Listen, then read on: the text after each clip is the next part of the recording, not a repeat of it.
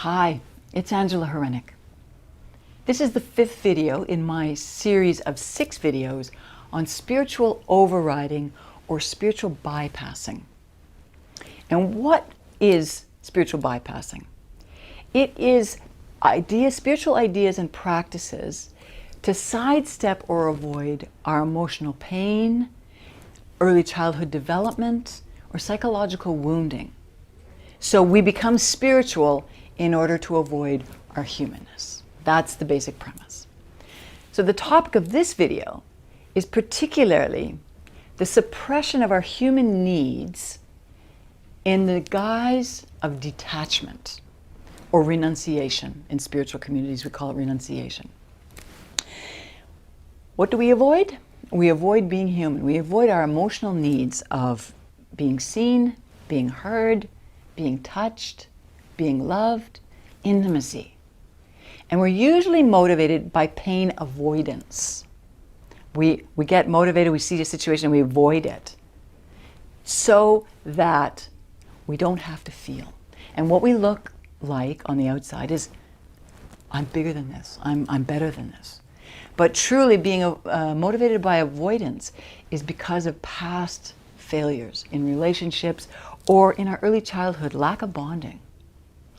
So we equate being needy or having needs to dying or to being rejected. So we sublimate our needs. We feel like we don't have any or we don't need to have a need. Because if we started to be vulnerable, we appear weak. And we don't want to appear weak. We want to appear strong. The truth is, true strength comes with gentleness and vulnerability. Another way we disguise the detachment is that we have few possessions, right? And we sublimate our human biological impulses, right? We don't need people. It's called being anti-dependent. My personal story is I hid in my Buddhist community because I thought that I was completely in alignment with non-attachment. Buddhism is all about non-attachment.